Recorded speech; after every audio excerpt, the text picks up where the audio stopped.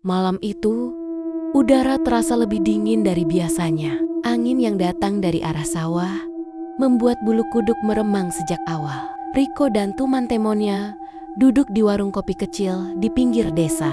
Warung itu hanya diterangi lampu bohlam redup yang digantung di tengah. Suara jangkrik dan kodok bersahutan dari kejauhan. Mereka sedang ngobrol ngalor ngidul. Sampai akhirnya, Dani tiba-tiba membuka topik yang membuat semua diam. Kalian berani nggak tidur di rumah kosong pinggir sawah itu? Tanyanya sambil tersenyum penuh tantangan. Seketika, suasana menjadi hening. Semua tahu rumah kosong yang dimaksud Dani. Rumah tua itu sudah lama tidak dihuni. Atapnya sebagian runtuh, cat dindingnya mengelupas, dan banyak orang percaya kalau rumah itu angker. Konon, dulu ada seorang pria yang bunuh diri di dalam rumah itu, menggantung dirinya dengan tali tambang di balok kayu ruang tamu. Sejak saat itu, tidak ada orang yang berani tinggal di sana. Setiap malam, warga sekitar sering mendengar suara tangisan. Terkadang terdengar orang berjalan di dalam, meskipun jelas-jelas rumah itu kosong. Riko meneguk kopi hitamnya, lalu tersenyum sinis. Masa takut cuma sama rumah kosong? Aku sih berani-berani aja. Kalau kalian mau, kita buktiin malam ini juga. Ucapan itu membuat teman-temannya saling berpandangan. Antara takut dan penasaran, rasa ingin tahu mereka malah semakin besar. Akhirnya, dengan rasa nekat, mereka setuju untuk tidur semalam di rumah itu. Sekitar pukul 11 malam, mereka berempat berangkat, membawa tikar lusuh, lampu minyak, dan beberapa bungkus mie instan. Mereka berjalan, menyusuri jalan setapak menuju sawah. Langit malam tampak kelam, hanya diterangi sinar bulan separuh yang pucat. Suara jangkrik dan kodok dari pematang sawah terasa semakin keras, seperti mengiringi langkah mereka. Semakin dekat dengan rumah itu, suasana semakin mencekam. Dari kejauhan, bangunan tua itu tampak seperti bayangan hitam menjulang di antara hamparan sawah. Pohon mangga besar berdiri di depan rumah. Daunnya bergoyang diterpa angin, membuat suara berisik yang menyerupai bisikan-bisikan samar. Saat mereka tiba di halaman, hawa dingin langsung menyergap. Bau apek menusuk hidung, campur aduk dengan bau tanah basah. Rumah itu tampak semakin menyeramkan dari dekat. Jendela kayunya sebagian hilang, menyisakan lubang gelap yang seolah menatap balik. Pintu depan berderit pelan saat mereka dorong masuk. Begitu langkah pertama menapaki lantai rumah, suara papan tua yang berdecit terdengar nyaring, seolah memperingatkan mereka untuk segera pergi. Lampu minyak dinyalakan, cahayanya temaram, hanya mampu menerangi sebagian kecil ruangan. Dindingnya penuh noda hitam, atapnya bolong sehingga sinar bulan masuk lewat celah. Sarang laba-laba menggantung di setiap sudut. Beberapa tikus berlarian kecil menghindari cahaya. Namun yang paling membuat mereka tercekat adalah balok kayu di tengah ruang tamu. Dari sana masih tergantung seutas tali tambang yang sudah lusuh. Ujungnya terayun pelan, tertiup angin. Dani menelan ludah. Itu pasti tali orang yang gantung diri dulu. Mereka berusaha mengabaikannya, lalu menggelar tikar di lantai sambil mencoba mencairkan suasana. Riko bercanda, kalau ada yang nongol, biar aku temenin ngobrol sekalian, biar nggak kesepian. Semua tertawa kecil, tapi jelas terlihat kalau tawa itu dipaksakan. Jam terus bergulir, suasana semakin sunyi. Hanya suara angin yang sesekali masuk lewat celah dinding. Mereka mencoba tidur, tapi mata tak kunjung terpejam. Riko yang paling sok berani mulai merasa tidak nyaman. Ada perasaan seolah ada yang memperhatikan mereka dari kegelapan. Sekitar pukul 12 malam, tiba-tiba tikar yang mereka gelar terasa basah. Dani yang tiduran di pojok langsung berteriak kecil.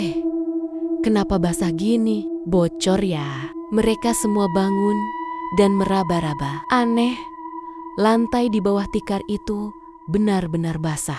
Padahal tidak hujan, tidak ada air, dan atap di atas mereka berlubang tapi sama sekali kering. Lebih aneh lagi, Di atas tikar itu muncul bekas jejak kaki basah yang jelas sekali terlihat, seolah seseorang baru saja berjalan melewati mereka.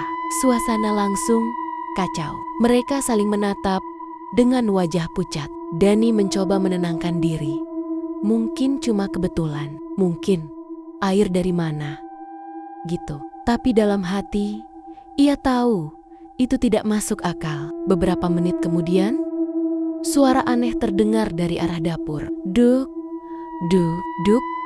Seperti ada sesuatu yang jatuh berulang kali. Suara itu pelan, tapi jelas, membuat jantung mereka berdetak lebih cepat. Riko memberanikan diri berjalan pelan menuju dapur dengan membawa lampu minyak. Nafasnya berat, langkahnya pelan. Saat tiba di pintu dapur, ia menyorotkan cahaya. Dapur itu kosong, hanya ada kendi tua di pojok. Tapi tepat ketika ia ingin berbalik, matanya menangkap sesuatu di lantai bekas jejak kaki basah.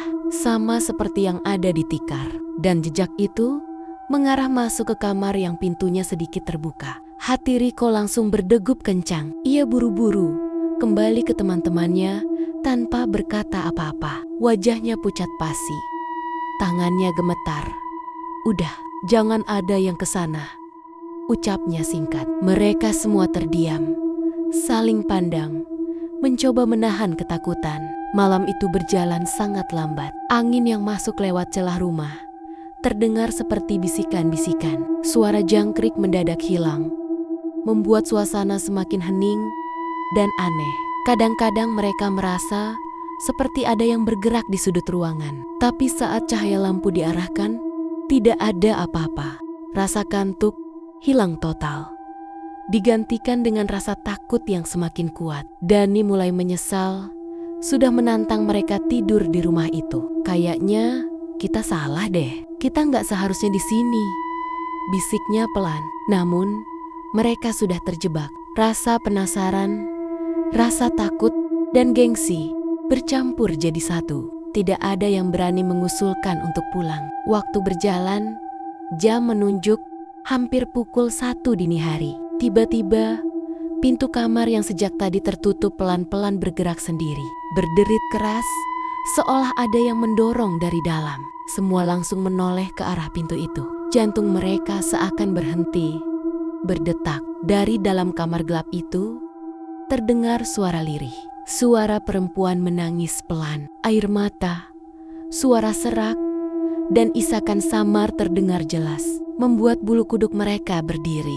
Suara itu bukan berasal dari imajinasi, benar-benar nyata, datang dari dalam kamar yang sejak tadi tidak berani mereka sentuh. Riko mencoba berkata sesuatu, tapi suaranya tercekat di tenggorokan. Dani menutup telinganya, sementara dua temannya hanya bisa saling berpegangan. Tangisan itu makin lama makin keras, lalu berubah menjadi suara tawa kecil, pelan, serak, tapi terdengar sangat dekat. Malam itu, mereka sadar, rumah kosong di pinggir sawah itu memang bukan tempat manusia untuk beristirahat, dan mereka baru saja membuat kesalahan besar dengan mencobanya.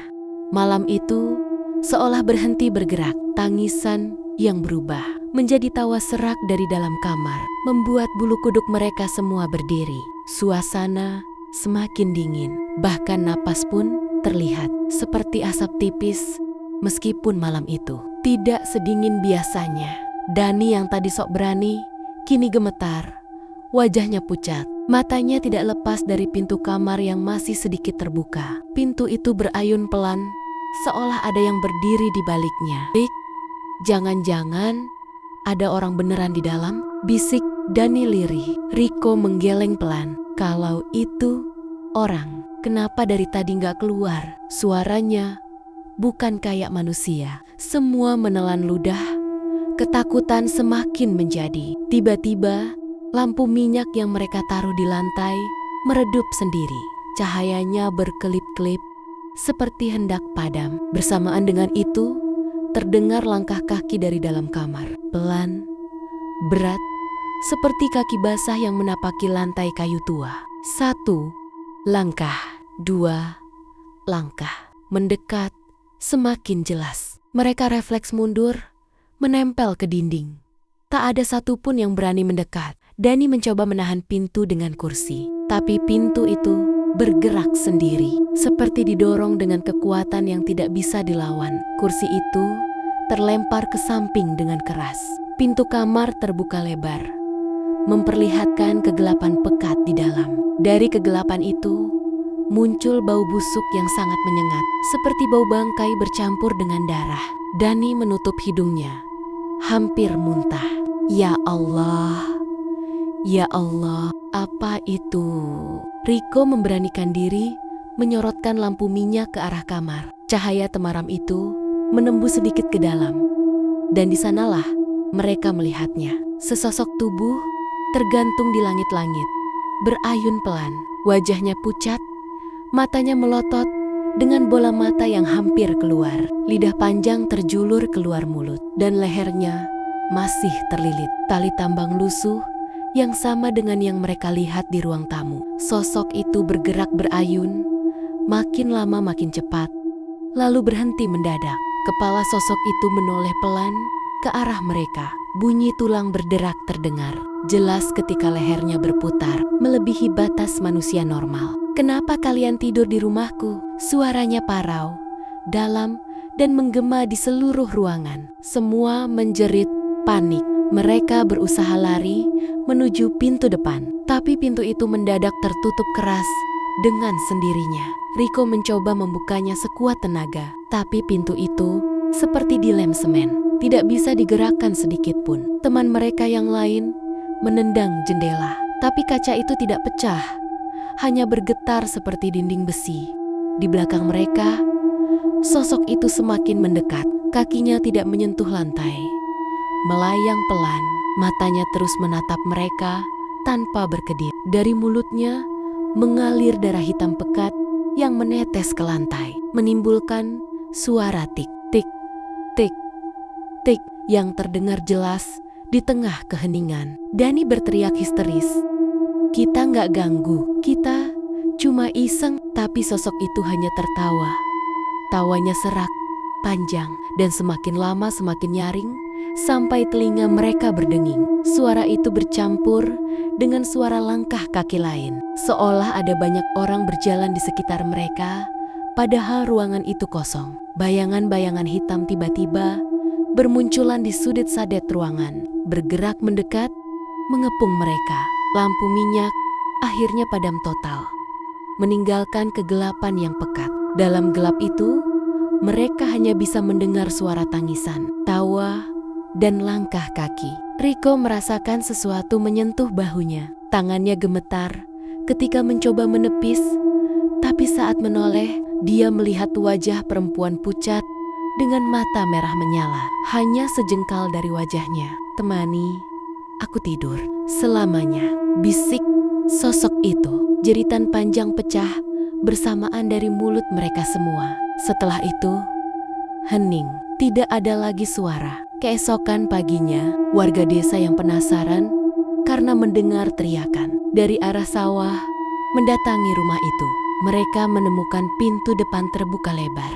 Tikar masih terbentang di lantai, lampu minyak tergeletak pecah, dan makanan yang dibawa masih utuh. Tapi tidak ada satupun dari Riko dan teman-temannya. Mereka lenyap tanpa jejak, seolah ditelan oleh rumah itu. Sejak malam itu, rumah kosong di pinggir sawah itu makin ditakuti. Beberapa orang yang lewat mengaku sering melihat cahaya lampu berkedip dari dalam rumah, atau mendengar suara tawa serak perempuan yang menggema. Bahkan ada yang bersumpah melihat sosok tergantung di jendela, berayun pelan sambil menatap siapapun yang berani mendekat. Rumah itu kini dibiarkan terbengkalai. Tidak ada yang berani menyentuh, apalagi menempatinya. Namun kabar beredar, jika ada orang yang nekat tidur di dalamnya, mereka akan bernasib sama seperti Riko dan teman-temannya, menghilang tanpa pernah kembali, dan hanya menyisakan cerita